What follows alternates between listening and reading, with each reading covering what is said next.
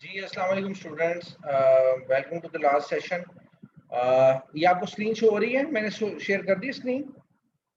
No sir, अभी नहीं हो रही शो। अच्छा ये लें जी, एक सेकंड हो गई शेयर स्क्रीन। ओके नाउ ठीक है जी, ओके अब हो रही है सर। अच्छा जी, आज का जो टॉपिक है दैट इज वर्किंग कैपिटल और क्वालिटी ऑफ वर्किंग कैपिटल हमने देखनी है। तो सबसे पहला जो सवाल हम सबके जहन में आता है कि व्हाट इज वर्किंग कैपिटल। तो वर्किंग कैपिटल बच्चों ये आपके सामने लिखा भी हुआ है, लेकिन आप कुछ अपने आइडिया से बताएं कि what do you think working capital is. जी बच्चे, जहन में आता है कुछ वर्किंग कैपिटल का?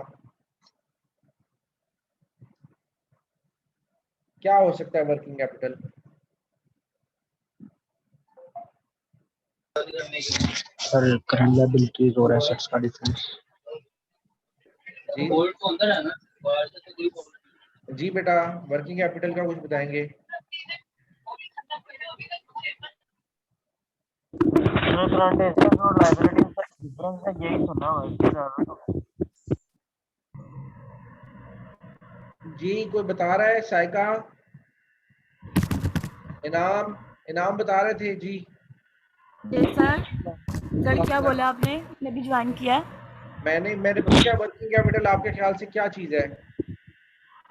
Working capital? ओए मैंने तो पहली दफा सुना है। नहीं सर, डिफिकल्ट नहीं कर, मैं सोच रही थी कि वर्किंग कैपिटल जो हम लोग बिजनेस में इन्वेस्ट करते हैं अपने बिजनेस को रन करने के लिए, अच्छा ऑथराइज्ड कैपिटल की, हमने इस कैपिटल से अपने एसेट्स को एसेट्स परचेज करने, अपनी कंपनी को रन करने के लिए कैपिटल होगा तो हम लोग बिजनेस कर सकते हैं ना। विदाउट कैपिटल तो कुछ नहीं कर सकते। अच्छा ठीक है सर, ये डे टू डे जो हमारी जितनी भी रिक्वायरमेंट होती है प्रोडक्ट्स को वर्किंग बनाने के कैपिटल लिए तो एक उसमें भी जो होता रोज है, यूज हो रहा होता है कैपिटल की डिफरेंट डिपार्टमेंट्स में। वर्किंग कैपिटल एक रेशियो जो कैलकुलेट होती है, उसका डिफरेंस फॉर्मूला मुझे एक याद सेकंड नहीं आ रहा, बट आराम से एक सेकंड पहले साइका को खत्म करने दें। में।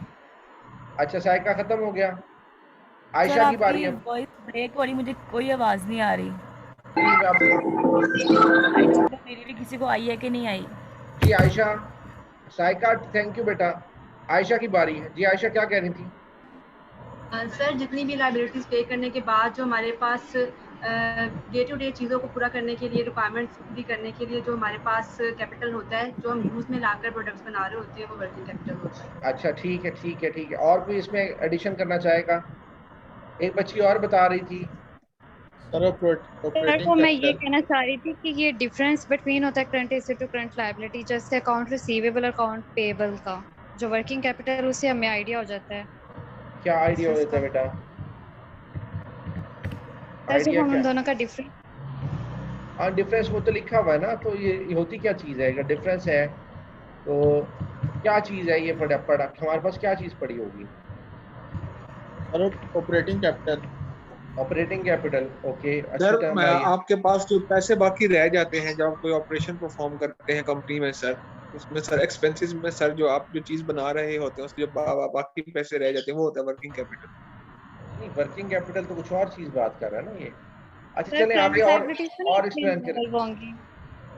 नहीं शहजादी, आपने बेटा सही कहा है, लेकिन आगे कोई और इसको फर्दर एक्सप्लेन करने की कोशिश करेगा कोई? सॉरी सर, आप कुछ बोल रहे थे, मुझे आवाज़ नहीं थी आ रही, मेरा नेट का इशू था, मैंने दोबारा से कोई नेटवर्क बात चेंज नहीं, किया है। कोई बात सर नहीं, आप कुछ एक बार क्वेश्चन रिपीट करेंगे मुझे कि आपने सर कहा जो कि अपने डिफरेंस के अलावा मैं और क्या पूछना होगा। जी मिनहाज। सर जी सर सर मैं जी कुछ जो अपने बोल रही थी, बिजनेस आपको के मेरी आवाज़ फाइनेंशियल आई है? ऑपरेशंस मैं को रन बोलूँ? करने के लिए जो रिक्वायर होता है, फाइनेंस रिक्वायर होता है, वो कैपिटल होता है सर। अच्छा एक्सक्यूज अच्छा मी सर, जी बेटा, जी मैंने बेटा, आंसर किया, आपको मेरी आवाज़ आई थी आंसर करने की? जी जी सब कुछ मैंने ओके कर दिया आपका आंसर। Okay, thank you. ठीक है। अच्छा जी, वर्किंग कैपिटल को हम एक्सप्लेन करते हैं कि वर्किंग कैपिटल होता क्या है। असल में जो हमें डेफिनेशन यहाँ पे लिखी हुई है, जो हमें समझ आ रहा है, that is the difference of current assets and current liabilities. अच्छा मैं कहता हूँ जी कि हमारे करंट एसेट्स हैं 500 के और करंट लायबिलिटीज हैं 300 की, तो मेरा वर्किंग कैपिटल क्या हो गया? That current will be the assets 500 difference. के, 200। डिफरेंस क्या होगा? 200 होगा। 200 होगा। अब मैं कहता हूं कि अगर यार मैंने 500 रुपये मेरे पास हैं, तो 300 रुपया मैंने लोगों के देने हैं, तो मेरे पास बच जाएगा 200 रुपया। अब यस 200 रुपये को मैं इस्तेमाल कर सकता हूँ, यस यस फॉर सर। ये हमारा वर्किंग इजीली कैपिटल स्पेंड होगा, ठीक कर है। इजीली स्पेंड कर सकता हूँ ना इसको। Yes yes yes sir. अच्छा अब ऑब्वियसली मैं कोई घर में रहने वाला बंदा तो हूं नहीं, मैं तो काम कर रहा हूँ, मेरी तो कंपनी है। अब अगर कंपनी के पास 200 रुपये है, तो कंपनी का काम क्या है? इन 200 रुपये को ऐसी जगह पे इन्वेस्ट करे या यूटिलाइज करे जिससे ये मैक्सिमम प्रॉफिटेबिलिटी कमा सके। ठीक है जी। अब मैक्सिमम प्रॉफिटेबिलिटी इसको कैसे कमाएगा? कि ये अच्छे तरीके से इसको एक्सपेंड करे और उसके बाद प्रॉफिटेबिलिटी कमाए। अगर आपके बिजनेस में आपको रिटर्न अच्छा आ रहा है, तो आप अपने बिजनेस को ही रन करोगे। या अगर आपको कोई और अच्छी अपॉर्चुनिटी नजर आती है, सपोज आप कह रहे हो यार मेरे बिजनेस में अभी और पैसा इन्वेस्ट करने की गुंजाइश नहीं है, तो मेरे पास काफी पैसा पड़ा हुआ है, तो why not invest in marketable securities. आप मार्केटेबल सिक्योरिटीज खरीद लेते हैं। हमें नजर आती है ना आपकी एसेट की करंट साइड पे मार्केटेबल सिक्योरिटीज बहुत से आपको एसेट में नजर आएंगी, या आपने कहीं पे इन्वेस्टमेंट की होती शेयर्स के अंदर, तो यस सर। ऑब्वियसली वो ऐसा वर्किंग कैपिटल होता है जो कि आप इस्तेमाल नहीं कर पा रहे होते, और आपने उसको बेहतर जगह पे यूटिलाइज करने के लिए कि आपको बेहतर रेट ऑफ रिटर्न आ जाए, वहां पे आपने उसको यूटिलाइज किया। बेसिकली वर्किंग कैपिटल जो है वो ऐसा सरमाया है जिससे आप अपने काम सर अंजाम देते हैं। अब वर्किंग कैपिटल किस सर चीज ये पे जो डिपेंड हेड करता शो हो रहा होता है, है? जी बच्चे, सर जो आपने अभी कहा है ना, ये हेड शो हो रहा था मार्केटेबल सिक्योरिटी वाला, तो ये इसी वजह से होता है कि जो हमारे पास पैसा सेव होता है उसको हम आगे यूटिलाइज करते हैं। जी बेटा मैं आपको ये ना जो आपने इन्वेस्ट वर्ड बोला ना मार्केटेबल सिक्योरिटी। जी मैं आपको इन्वेस्टमेंट के ना, शायद मैंने लास्ट क्लास में भी बताया था। मैंने आपको कहा था कि आपकी जो करंट रेशो है ना, वो आपकी 2:1 से ज्यादा नहीं होनी चाहिए।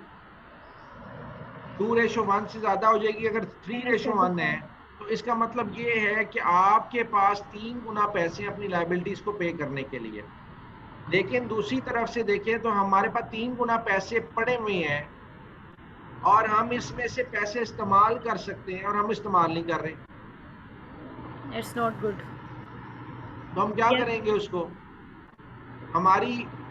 यूटिलाइज हम कर उसको देंगे। बेहतर तरीके से यूटिलाइज कर सकते हैं। हम कोई प्लांट एसेट में इसको इन्वेस्ट कर सकते हैं, हम कोई प्लांट एसेट बना सकते हैं, हम कोई नया प्रोजेक्ट स्टार्ट कर सकते हैं, कुछ ना कुछ हम इसकी यूटिलाइजेशन कर सकते हैं।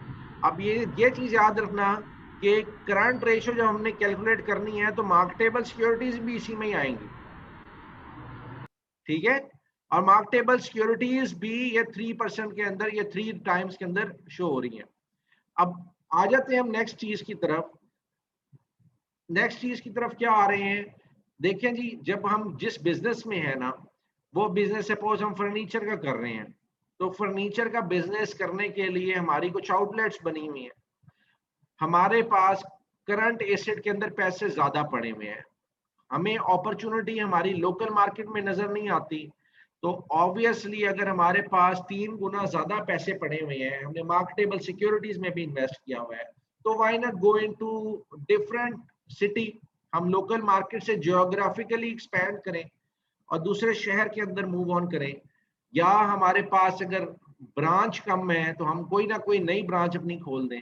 तो ये जो 3 गुना हमारे पास एसेट्स पड़े हुए हैं, जो कि अगर लाइबिलिटी हम पे करते हैं 3 दफा पे कर सकते हैं, तो इसमें से कुछ पैसे हम अपनी नई आउटलेट खोलने में लगा सकते हैं, कोई नई मशीनरी लेने में लगा सकते हैं, ठीक है। तो ये चीज हमने इस तरीके से भी इसको गौर करना है, सोचना है।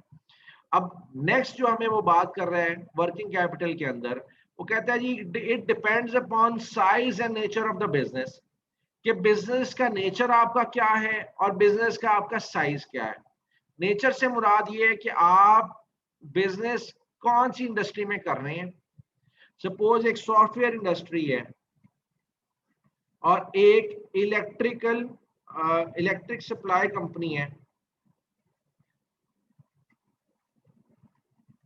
एक कंपनी की नेचर ये है कि ये करंट एसेट्स इसके ज्यादा हैं बहुत, लेकिन दूसरी कंपनी के फिक्स्ड एसेट्स की रेशो 70% प्लस है, इसकी करंट रेशो की रेशो 70 रेशो प्लस है। अब नेचर ऑफ बिजनेस टोटली इनका डिफरेंट हो गया। अच्छा, दूसरी चीज कह रहा है कि it depends upon size of the business. Size of the business का मतलब ये है कि एक कंपनी है वो 10 लाख से काम कर रही है, ठीक है, और एक कंपनी है वो 1 करोड़ से काम कर रही है, तो क्या इनके साइज में फर्क होगा? जी बिल्कुल, इनके साइज में बहुत ज्यादा फर्क है, ठीक है जी। एक का सरमाया 10 लाख का है, एक का सरमाया 1 करोड़ रुपए का है, तो इनका साइज काफी डिफरेंट है, एक 10 गुना बड़ी है, एक 10 गुना छोटी कंपनी है। अब अगली बात है करता है two companies with same working capital but different current ratios. वो क्या कहता है कि आपकी 2 कंपनियां ऐसी हो सकती हैं जिनका वर्किंग कैपिटल सेम हो सकता है, लेकिन उनकी करंट रेशियो डिफरेंट हो सकती है। अब जो 2 कंपनियां हम आपस में कंपैरिजन कर रहे हैं, इनका वर्किंग कैपिटल की अमाउंट कुछ निकल सकती है, लेकिन उनकी करंट रेशियो की जो परसेंटेज है वो डिफरेंट हो जाएगी। वो किस वजह से? क्योंकि अगर एक कंपनी 10 लाख का से बिजनेस कर रही है, 20 लाख से कर रही है, 30 लाख से कर रही है, उसको अगर हम कंपेयर कर रहे हैं ऐसी कंपनी के साथ जिसकी 60 लाख जो है वो कैपिटल है, उसका वर्किंग कैपिटल, तो उसके अंदर डिफरेंट रेशियोज भी आ सकती हैं। इसके against 2 companies with same current ratio वाला सिनेरियो भी मौजूद है कि 2 कंपनियां हैं, उनकी सेम करंट रेशियो है, लेकिन वर्किंग कैपिटल उनका बहुत डिफरेंट है। इसकी एग्जांपल कैसे ले लेते हैं? सपोज एक कंपनी है, उसके करंट एसेट्स हैं जी 1 मिलियन के, ठीक है जी, और उसकी लाइबिलिटीज हैं, ठीक है जी, लाइबिलिटीज अगर देख लें उसकी 5 लाख की लाइबिलिटीज है, ठीक हो गया। तो इसकी क्या रेशो निकली? इसकी रेशो निकल आई 2:1 निकल आई इसकी। एक कंपनी की करंट रेशो जो निकल रही हैं वो निकल रही हैं 2:1। अब कंपनी बी देख लेते हैं। सपोज कंपनी बी है, उसकी जो करंट एसेट्स हैं वो है 2 करोड़ रुपए के, ठीक है जी, 200 200,000 200 लाख, ठीक है जी। और लायबिलिटीज हैं इसकी 1 करोड़ की, 1 करोड़ ये लिखा मैंने, हाँ। तो इसकी रेशो क्या बनेगी, इसकी रेशो भी बनेगी 2:1। अब वर्किंग कैपिटल देख लो बेटा, इनका वर्किंग कैपिटल इसका कितना बनेगा, इसका वर्किंग कैपिटल बन रहा है 5 लाख, और इसका कितना बन रहा है वर्किंग कैपिटल, इसका वर्किंग कैपिटल बन रहा है 1 करोड़ रुपया। तो it's a hell of a difference. कितना अमाउंट का फर्क है, 95 लाख रुपए का फर्क है। साइका, मैं आप दोबारा जी से सर। कनेक्ट करें साइका, आवाज आ रही है? जी सर आ रही है। अच्छा चलो ठीक है। अब क्या करेंगे, आप ये देखें कि कहाँ पे 5 लाख और कहाँ पे 1 लाख, लेकिन रेशो दोनों की सेम है। जी ये सिनेरियो भी हमारे सामने फेस करना हमें पड़ सकता है। तो बात आ जाती है स्केल ऑफ द बिजनेस के ऊपर कि एक कंपनी का स्केल कितना बड़ा है और एक कंपनी का स्केल कितना छोटा है। ठीक कितना है, छोटा है।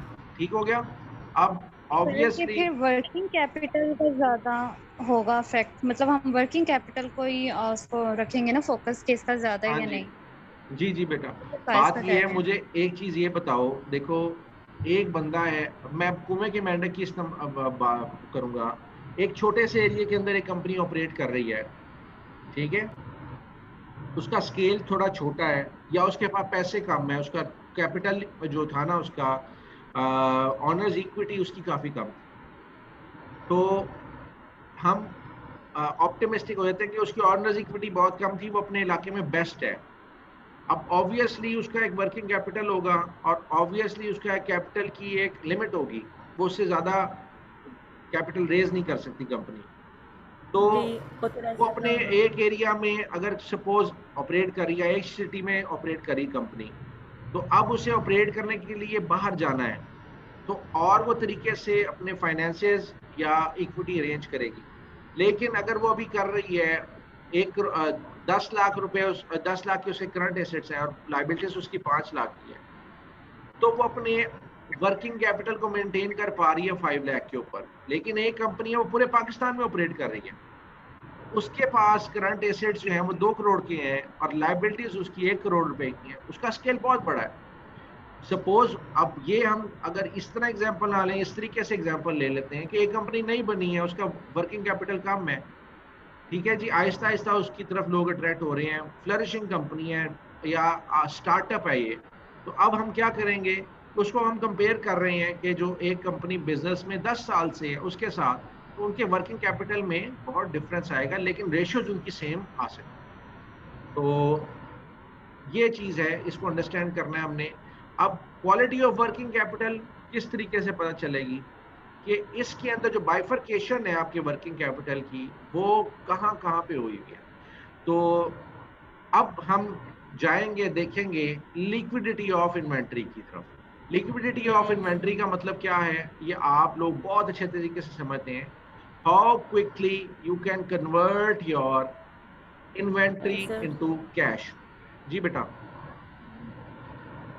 आप कितनी जल्दी अपनी इन्वेंट्री को कैश में कन्वर्ट कर सकते हैं, that is known as liquidity of inventory. अच्छा, अब हम परेशान हो जाएंगे कि भाई इन्वेंट्री को लिक्विडिटी किस तरीके से हो सकती है। मैंने आपको बताया था 3 टाइप्स की इन्वेंट्रीज होती हैं, एक आपका रॉ मटेरियल है, एक वर्क इन प्रोसेस है और उसके बाद एक फिनिश गुड्स है। और इन्वेंट्री को लिक्विड बनाने के लिए या कैश में कन्वर्ट करने के लिए काफी टाइम लगता है। आपका एक ऑपरेटिंग साइकिल होता है। ऑपरेटिंग साइकिल से मुराद ये है कि आपने सबसे पहले एक रॉ मटेरियल खरीदा, ठीक है, रॉ ऑपरेटिंग साइकिल देख लें कहाँ से स्टार्ट होता है। आपने रॉ मटेरियल खरीदा, raw material work in process में गया, वर्क इन प्रोसेस से आपने फिनिश्ड गुड्स बनाई। फिनिश गुड्स जो हैं वो फिर आपने उनको कन्वर्ट किया अकाउंट रिसीवेबल में। अकाउंट रिसीवेबल में आप कैसे कन्वर्ट करेंगे, उसको सेल करके। और ये Yes. ऑब्वियसली आपकी कैश सेल भी होती है और क्रेडिट सेल भी होती है। तो आपने सपोज इसको क्रेडिट सेल में कन्वर्ट कर लिया। अब क्रेडिट सेल में जब आपने Yes, sir. कन्वर्ट किया तो उसके बाद आपकी कलेक्शन ऑफ अकाउंट रिसीवेबल्स होगी कि आपने वो पैसा जो है वो रिसीव करना शुरू किया। जब आपने एक पैसा रिसीव करना है उसके बाद आपने दोबारा से उस पैसे को सर्कल में लेके आना है। उस सर्कल में लेके आने के लिए आप क्या करेंगे, दोबारा से आप रॉ मटेरियल खरीदेंगे, उसको दोबारा से बनाएंगे, उसको फिर अकाउंट परचेजेस करने के बाद आपका जो रॉ मटेरियल आएगा उसके ऊपर वर्किंग करोगे, उसको आप फिनिश गुड्स में कन्वर्ट करोगे, फिर उसको कन्वर्ट करोगे अकाउंट रिसीवेबल में, और अकाउंट रिसीवेबल के बाद आप उसको फिर कैश में कन्वर्ट करेंगे। तो ये आपका सर्कल जो है ऑन गोइंग प्रोसेस में चलता जा रहा है। कंपनीज जो हैं वो डेली का ये काम कर रही हैं। अब कुछ कंपनीज जो हैं उनको टाइम लगता है इस सर्कल को कंप्लीट करने में, और कुछ लोग जो हैं वो उसको बहुत जल्दी कन्वर्ट कर लेते हैं। अब यहाँ पे हम देखते हैं लिक्विडिटी ऑफ इन्वेंट्री को, कि अब हमें पता चल गया कि how quickly you can convert your inventory into cash. अब इसको बेच के आप कितने जल्दी कैश के अंदर कन्वर्ट करते हैं। तो उसके अंदर हमें आ जाता है कि जी inventory turnover ratio. Inventory turnover ratio हमारी एक नई रेशो है जो हमने पहले नहीं की। इसका मतलब ये है कि एक इन्वेंट्री को हमने साल के अंदर, ठीक है, कितनी दफा सेल किया है, that depends upon nature of business. ठीक है, नेचर ऑफ बिजनेस के ऊपर डिपेंड करता है। मैं आपको एग्जांपल देता हूं, बर्गर शॉप की देता हूं। बर्गर शॉप की इन्वेंट्री टर्नओवर रेशो कितनी होगी, कितनी होगी इसकी? इसकी या तो होगी 365 या होगी 720 इसकी रेशो होगी, या इसकी 1000 समथिंग इसकी रेशो होगी। आप कहोगे हैं सर इतनी रेशो, यहाँ पे हमें 3 रेशो नजर आ रही है, इतनी रेशो किस तरीके से हो सकती है? मैं ये कह रहा हूं कि number of times the company sells it inventory during the year. एक बर्गर शॉप है, वो रोजाना के 100 बर्गर बेचता है, तो वो इन्वेंट्री कितने की रखेगा? वो 100 बर्गर की इन्वेंट्री रखेगा। वो डेली 100 सेल कर रहा है, वो डेली 100 बेच के 100 बर्गर दोबारा मटेरियल खरीदता है, अगले दिन फिर 100 सेल कर देता है, फिर वो और खरीदता है। डेली की उसकी डिलीवरी आ रही है और डेली के ही उसकी जो स्टॉक, उसको रॉ मटेरियल चाहिए उसको मिल जाता है, वो उसको कन्वर्ट करता है फिनिश प्रोडक्ट में और उसको सेल कर देता है। अब ये तो हो गया एक बर्गर शॉप का। अब आ जाते हैं कंपनीज के ऊपर। जो कंपनी डील कर रही है मेट्रो या मैक्रो से, वो 120 डेज के लिए तो इन्वेंट्री वो रखवा देते हैं उधर मेट्रो मैक्रो के पास। वो उनको 120 दिन का क्रेडिट देना पड़ता है। तो आप ये देखें कि ये अकाउंट्स रिसीवेबल में कन्वर्ट हुई है इन्वेंट्री, तो 120 दिन के लिए इशू ये आ गया कि 120 दिन तो यहाँ पे फंस गई। अब उसके अलावा आप ये देखें कि ये रॉ मटेरियल भी आपने खरीदा था, रॉ मटेरियल से आपने वर्क इन प्रोसेस में लेके आए, फिर आपने इसको फिनिश गुड्स में कन्वर्ट किया, और फिनिश गुड्स के बाद आपने इसको अकाउंट रिसीवेबल में कन्वर्ट किया, और उसके बाद आपने सेल्स कंप्लीट की, यानी कि आपने पैसा वसूल कर लिया आफ्टर 4 मंथ्स या 3 मंथ्स। तो ये टोटल प्रोसेस जो लगेगा आपका, ये 4 मंथ्स ये लगा लो और इसके अंदर तकरीबन 1 महीना लगा लें, तो ये तकरीबन आपके 5 मंथ्स का तो आपका ये सर्कल चला गया। लेकिन ऑब्वियसली अगर आप सिर्फ मेट्रो मैक्रो से डील करेंगे तब तो ये सर्कल 5 मंथ्स पे जाएगा, लेकिन अगर आपके और भी रिटेलर्स या होल सेलर्स हैं तो आपका ये जो पीरियड है, ये ड्यूरेशन है, वो काफ़ी कम आ सकता है।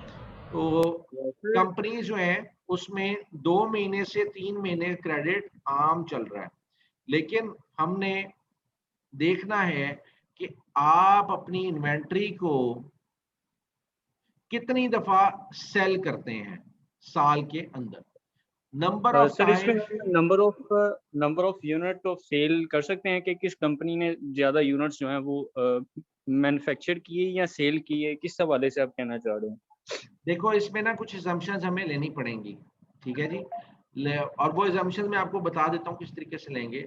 देखो मैं अभी जो बेसिक कॉन्सेप्ट मैंने आपको बताया है वो ये बताया है कि आप देखो एक बंदा है वो 1 लाख रुपए से काम शुरू करता है और 1 लाख रुपए का मर्चेंडाइज वो ले आता है, ठीक है। 1 लाख रुपए की मर्चेंडाइज ले आता है और वो 10 दिन में उस मर्चेंडाइज को बेच देता है। मर्चेंडाइज को 10 डेज में वो सेल कर देता है। तो महीने में कितनी दफा वो सेल करेगा इस मर्चेंडाइज को? कितनी 3 दफा दफा। सेल करेगा? महीने में 3। महीने में 3 दफा सेल करेगा। 2 महीने में हाँ जी कितनी सर। दफा वो कर लेगा? वो 2 महीने में 6 दफा कर लेगा। तो जी। अगर हमें साल का निकालना है तो 3 मल्टीप्लाई बाय 12 कर लेंगे हम, यस 36 टाइम्स। 36 टाइम्स। तो ये मैं आपको कह रहा हूँ कि एक बंदा अगर एक इन्वेंट्री लेता है तो उसको साल में कितनी दफा कन्वर्ट सेल कर लेता है, ठीक है। तो ये चीज हमने अभी इस चीज को हमने कैलकुलेट किया है कि एक बंदा या एक कंपनी एक इन्वेंट्री को साल में कितनी दफा सेल करती है। अब ये इन्वेंट्री सेल की है, ये इसकी फिगर हमें कहाँ से आएगी? ये आप देखिए फॉर्मूला लिखा हुआ है, cost of goods sold for the year. ये cost of goods sold for the year, sales की फिगर नहीं ले रहे, कॉस्ट ऑफ गुड्स की फिगर ले रहे हैं। उसको डिवाइड कर रहे हैं average inventory during the year. Average inventory कहाँ से निकलेगी? हमारी ओपनिंग इन्वेंट्री। ओपनिंग इन्वेंट्री भी जो है वो लास्ट ईयर की क्लोजिंग इन्वेंट्री होगी और इस साल की क्लोजिंग इन्वेंट्री को आप दोनों को ऐड करेंगे और डिवाइड बाय 2 कर देंगे, ठीक है जी। Opening plus closing divided by 2। Total divided by 2। अब इसकी कैलकुलेशन कैसे करेंगे? सपोज 100 आपके लास्ट ईयर की इन्वेंट्री है और 200 आपकी इस साल की इन्वेंट्री है, तो टोटल हो गया 300। 300 को हम डिवाइड कर देंगे 2 से, तो ये आ जाएगा 150। इसका मतलब ये है कि आपकी एवरेज इन्वेंट्री जो है वो आपकी 150 की है। तो आपने डिवाइड करना है, तो यहाँ पे फिगर आ रही है 60 की थी आपकी cost of goods sold, divide किया उसको 20 से, तो आपके पास 3 टाइम्स है। इसका मतलब क्या है कि ये जो कंपनी है ये साल में 3 दफा अपना स्टॉक बेचती है, ठीक हो गया। साल में 3 दफा अपना स्टॉक बेचती है। और इसके बाद जो नेक्स्ट कैलकुलेशन करनी है वो हमने ये बतानी है कि ये इन्वेंट्री जो है जब इस कंपनी ने सेल करने में कितना टाइम लिया है। साल के अंदर अगर एक कंपनी ने 3 दफा सेल किया है तो साल में अगर 365 दिन है तो 365 को अगर हम डिवाइड कर दें 3 से तो 120 समथिंग डेज आ जाएंगे, जो कि हमें पता चलेगा कि इतने दिन एक कंपनी को रिक्वायर्ड है अपनी इन्वेंट्री को सेल करने के लिए। ये देखें जी 122 दिन निकलाते हैं। The higher the rate, the more quickly the company sells its inventory. However, companies selling high markup items like jewelry stores, उनकी जो रेशियो होती है, सॉरी के ये वाली रेशियो है वो काफी ज्यादा होती है।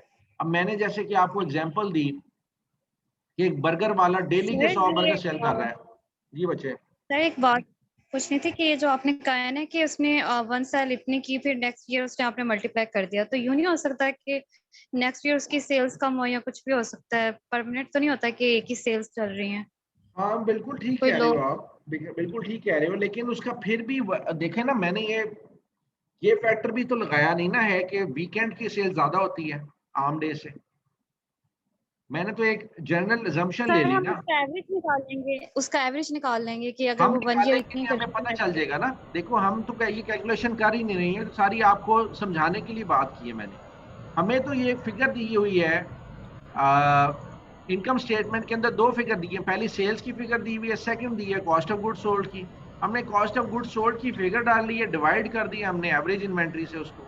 हमारे पास number of time the company sells it inventory वो निकल के आ गई है 3 टाइम्स। वो इसकी समझ आ गई है तो सिंपली है ना कि डाटा गिवन होगा। बट वो जो आपने किया ना कि जैसे एक एग्जांपल के साथ कि 1 ईयर इतनी सेल हुई, तो मुझे ये था कि नेक्स्ट ईयर हो सकता है कि कम भी हो, तो उसका पॉइंट पूछती थी।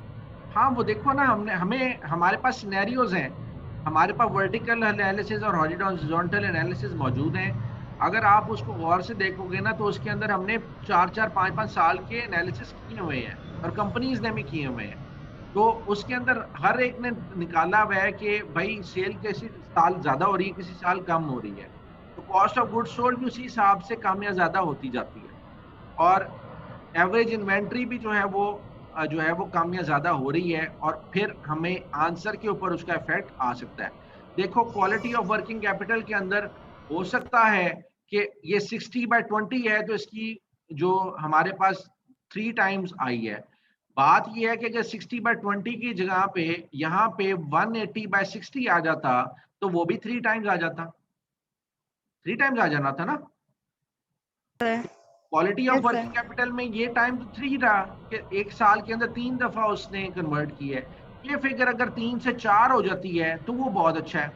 मैं कहता हूं कि आपने अगर एक दफा इन्वेंट्री सेल की है एक बंदे ने तो उसने 100 रुपया कमाया है, ठीक है जी।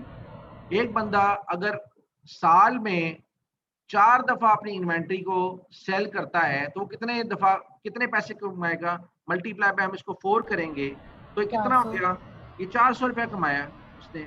अगर यही इन्वेंट्री वो साल में 12 दफा सेल करता है तो कितने पैसे कमा लेगा, वो 1200 कमा लेगा। अगर यही बंदा एक इन्वेंट्री अपनी साल में 300 दफा करता है तो कितने पैसे कमाएगा, 30,000 कमा लेगा भाई, इतना ही कमा लेगा ना। तो इट डिपेंड्स अपॉन कि आप कितनी ज्यादा इस सर्कल को घुमाते हैं, कितना ज्यादा आप इसको सेल करते हैं। जितना आप ज्यादा तेजी से अपनी आइटम को सेल करके जो है नंबर ऑफ टाइम्स इंक्रीज कर लेते हैं उतना ही ज्यादा आपकी प्रॉफिटेबिलिटी बढ़ जाती है, ठीक है।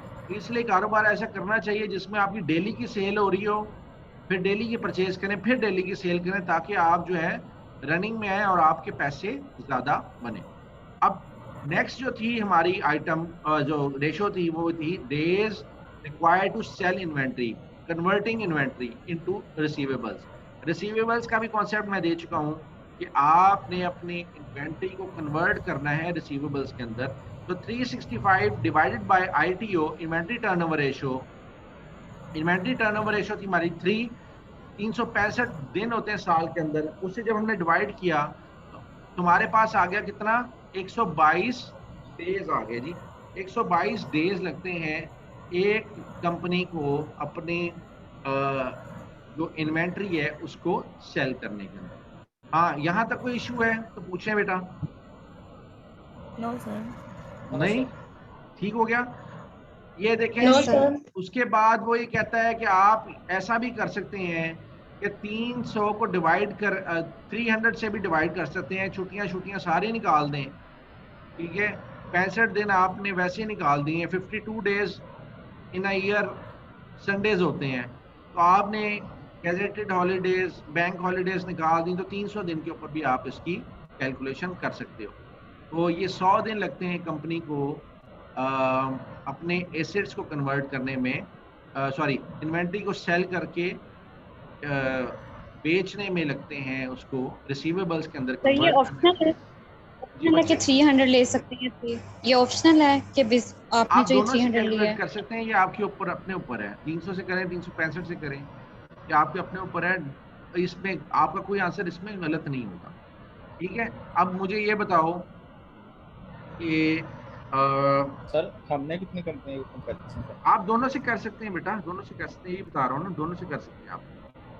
नहीं सर कितने ईयर में करना तो पूछना चाहिए। ये कर लें आप, 2 साल की कैलकुलेशन करेंगे, 2 साल आप 2 साल की कैलकुलेशन करें। 19 और 20 की, 19 और 20, अगर 21 की रेशोज आ गई हैं तो 21 की रेशोज कैलकुलेट करें। उसके लिए भी मिली है हमारे पास, उसकी 19 और 20 19 और 20 की क्या कह रहे हो सर? 21 की रेशियोज नहीं है अभी हमारे पास, 19 और 20 की मिली है गूगल से। अच्छा चलो, okay, जो वो PSX.DPS में नहीं वो मिला आपको? नहीं सर, हमने तो जस्ट फाइनेंशियल, मैंने तो जो फाइनेंशियल रिपोर्ट्स हैं वो डाउनलोड किए हैं, वहीं से सारा डाटा लिया और उससे सारा काम किया। अच्छा, तो 20 तक ही है आपको अच्छा 20 रेशियोज तक तो कहीं है। से नहीं यस का ही ली। कर लें। चलो ठीक है ठीक है ठीक है। अब तो 21 के भी जून आ चुका है यार बेटा, अब तो जून भी गुजर गया है, अब तो मेरा ख्याल है आपकी आ जानी चाहिए स्टेटमेंट्स। जून भी लग गया हुआ है, जुलाई में तो वो आ जाती है। चलो खैर कोई बात नहीं, अगर नहीं आई तो कोई बात नहीं। तो दोबारा अगर अगर मिली तो चेक कर लेंगे, फिर कर लेंगे तीनों। अगर ना हुआ तो फिर 2 कंपनी। जी ठीक है ठीक है ठीक है, इसी तरह कर लें, 2 कंपनी से कर लें। अगर ना मिले तो ठीक है, अगर मिल जाता है तो भी ठीक है। ठीक हो गया। ठीक है। और ये था आपका, आपने करना है कोशिश कि इसको जो है वो जल्द से जल्द कैलकुलेट करें। और आज हमारी कौन सी क्लास थी? आज हमारी 5th क्लास थी। सर 6। आज 6th क्लास थी। अच्छा, अब 7th क्लास जो है ना वो हमारी काफ़ी डिटेल में हमारा कुछ कोर्स है वो हमने कंप्लीट करना है। तो 7th क्लास में मैं आपकी असाइनमेंट्स वगैरह कोशिश करूंगा कि ना चेक करूं, ठीक है। तो 7th क्लास के अंदर आपने ज़हनी तौर पे तैयार होके आना है कि हमने 7th क्लास के अंदर जो है वो काम दूसरा करना है। ओके हो गया? सर मेजर प्रोजेक्ट पे ओके काम सर। होगा इसका, नहीं, मतलब मेजर जो हमने प्रोजेक्ट में नहीं होगा। मैं ये कोशिश कर रहा हूँ कि आपकी जो स्लाइड्स है ना, थोड़ा सा हम इक्वालिटी ऑफ वर्किंग कैपिटल कर लिया हमने, और इसके बाद जो हमारी मेजर स्लाइड्स हैं कुछ हमने वो करनी है। क्योंकि अभी अगर क्वालिटी ऑफ वर्किंग कैपिटल किया हमने, ये है 1 2 3 से 4 स्लाइड्स हमने सर इंशाल्लाह। मिट्स का पेपर पैटर्न क्या होगा? मिनट्स का पेपर पैटर्न क्या होगा? मिनट्स का पेपर पैटर्न ये होगा कि आपको रेशो के कुछ एनालिसिस आ जाएंगे, या एक छोटी सी केस स्टडी होगी, उस केस स्टडी के ऊपर आपसे बात होगी और आप उसके ऊपर अपनी जजमेंट्स देंगे। ठीक हो गया? Case study. केस ठीक हो स्टडी गया टाइप का सर। सवाल आ सकता है ना, ओके सर। या आपको मतलब रेशो सर के डाटा अंदर। आप गिवन कर लिखेगा देंगे, खुद ही केस डाटा स्टडी में। गिवन कर देंगे, एग्जांपल के तौर पे डाटा हमारे पास होगा और हम कैलकुलेशन कर लेंगे रेशियो वगैरह की। जी जी, इस तरह से भी आ सकता है। डाटा आपके पास होगा और केस स्टडी आपने उसको एनालिसिस करके अपना केस स्टडी जमा करानी होगी और अपने ओपिनियन में करनी होगी, इधर उधर से हेल्प नहीं लेनी आपने। ठीक हो गया? ठीक है सर। इधर ठीक उधर है से हेल्प नहीं लेनी, आपने खुद अपनी सोचो विचार करनी है और उसके ऊपर कमेंट्स देने हैं। सर लास्ट में आप ये बता देंगे, अब जो हमने असाइनमेंट करनी है उसका एक समराइज बता देंगे। ये आपने 3 बताए हैं ना रेशियोज के, जो हाँ, हमने डायरेक्ट फार्मूला लगा के एंटर कर देने हैं। नो कमेंट, क्या क्या क्या कमेंट्स कमेंट्स क्या? वगैरह नहीं करेंगे ना क्यों? कमेंट्स तो करने हैं बेटा। सर? जो अब मुझे ये बताओ सर सिंपल। उसको थोड़ा सा बता दें। अच्छा, मैं कमेंट्स आपको बता रहा हूँ। सपोज एक कंपनी की इन्वेंट्री टर्नओवर रेशियो आ रही है 122 और एक कंपनी की इन्वेंट्री टर्नओवर रेशियो आ रही है 90, कौन सी बेहतर है इसमें से? 90 वाला। 90 वाली बेहतर है ना। तो आप ये बता नहीं सकते कि 90 डेज में जो कन्वर्ट कर रही है वो बेहतर है, और 122 वाली जो है वो उसका डिले में आता है। They are earning less profit than the other company which are converting up their inventories into receivables in 90 days. Sir हम कंपैरिजन करेंगे कमेंटिंग के अंदर दोनों कंपनीज को। कंपैरिजन ही करना है ना, कमेंटिंग के अंदर कंपैरिजन कर देंगे हम। रेशो किसकी बेहतर है मुझे ये बताओ? 90 वाले की बेहतर है ना? जी। अच्छा, मैं अब आपसे ये Yes, कहता sir. हूँ कि इंडस्ट्री की रेशियो जो है वो 130 है, तो आपकी तो बहुत ज्यादा अच्छी हुई 90 वाले की,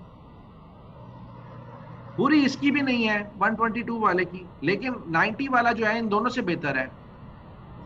और अगर इंडस्ट्री रेशियो 85 है तो इन दोनों की रेशियोज बुरी हैं।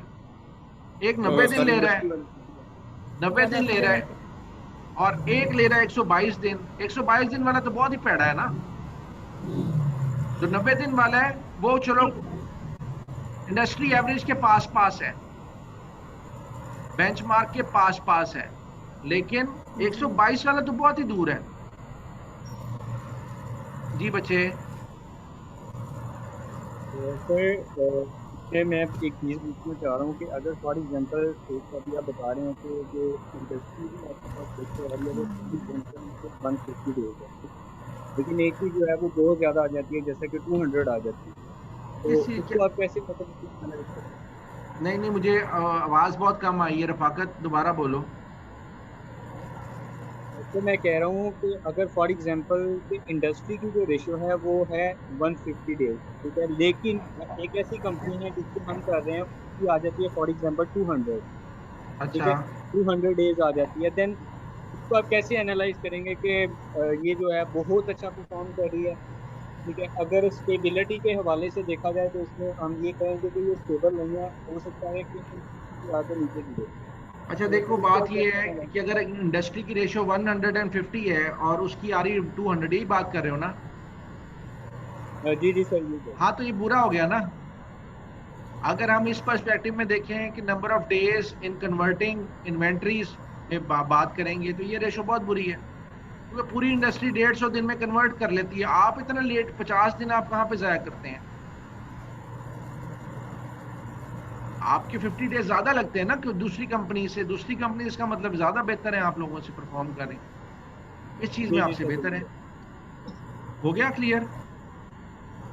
यस सर, क्लियर हो गया। ठीक है, तो इसको भी आपने असाइनमेंट में डालना है और नेक्स्ट वाली क्लास में इंशाल्लाह पूरी डिस्कशन हमारी रेशो